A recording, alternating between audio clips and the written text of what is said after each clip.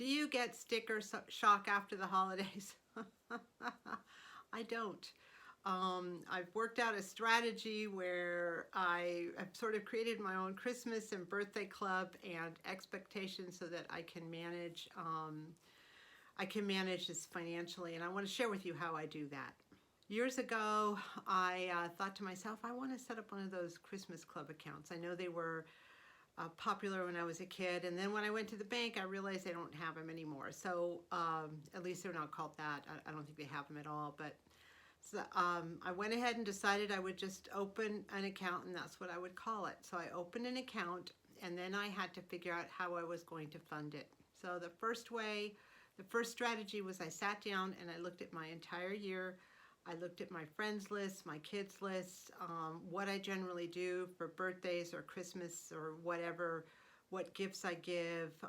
Some people, we take each other out for lunch every year, or we have a sort of standard thing, or we all go out to lunch and we all, pay our own way or whatever. So I took that into consideration, birthdays and holidays, and I came up with a spreadsheet of who I was gift exchanging with, and even parties, if I had to bring things that were holiday related that might create an extra expense. And then, excuse me, I looked ahead at all that, looked at, gave it an approximate value or a precise value, and then came up with a figure. So that was the first thing, is really sitting down and deciding how much do I spend each year on Christmas and other gifts throughout the year. And it was very empowering because it gave me a place to start at.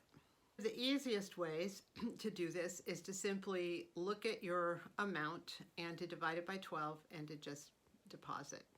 Like I have both those accounts are at my regular account, and my gift account are both at the same bank. So one of the things I do is I do an automatic transfer, not of all the amount, but a part of the amount.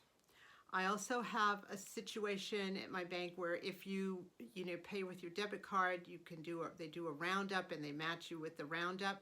You round up to a certain amount and they match whatever it is. Sometimes it's 50 cents, sometimes it's $1. Amazing how fast that adds up. At the end of the year, I was looking at it today, I had realized something like $150 the bank just created out of nowhere. I didn't even feel it. So I have set up my account so that the money from that churning, I guess, from the bank matching my contribution goes into that account too.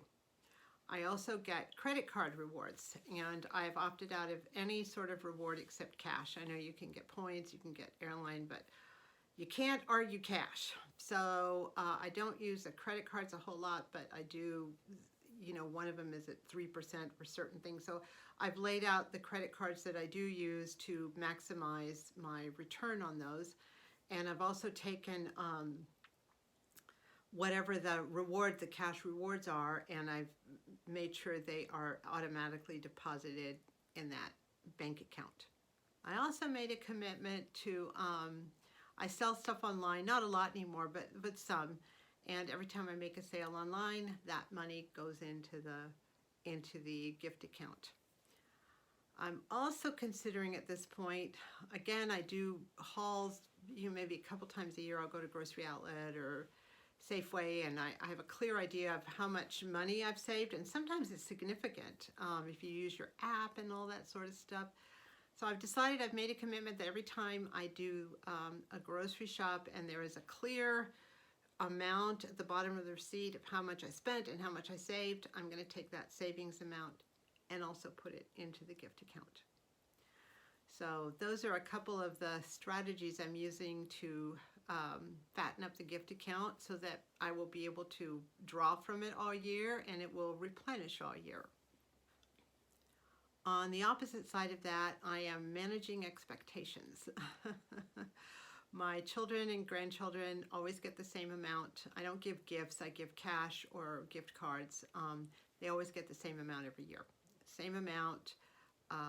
They buy what they want and they can do whatever they want with it. But if I know how much I'm giving and that's all laid out ahead of time, then that takes a lot of ambiguity out of how much I'm going to spend. I generally have an idea of, you know, how much I'm going to spend if I go out, take someone out for lunch, or we do this, that, or the other. And I just try not to deviate from that. I know there's a lot of pressure. Well, this, you know, maybe family member gives more or whatever. I can't let that sway me. I can't let that, I don't care. People can give whatever they want. This is what I can give. This is what I'm going to give. And this is what it is, and it helps a lot. Even with things like holidays and holiday foods. I know the last couple of years have been a little funky, you know, with parties and all that. But I'm trying to get really good at the baking and the cookies, so that that becomes like an expense I can absorb, because I know every year I'm going to be making the pies or the cookies or whatever, and it's not kind of random. Also, I can prepare by buying ingredients on sale and having everything on hand. So when the time comes, again, that can be absorbed, and I'm not suddenly trying to invent the wheel and figure out each year. It's also not only a money management, but time management, you know, not having to figure out every year what it is I'm going to spend, you know, my money and my time, and do I know how to make this, and can I get the ingredients, can I get them at the last minute, that sort of thing. So that's another strategy I use to manage holidays and you know, all your birthdays, all that sort of stuff all year round.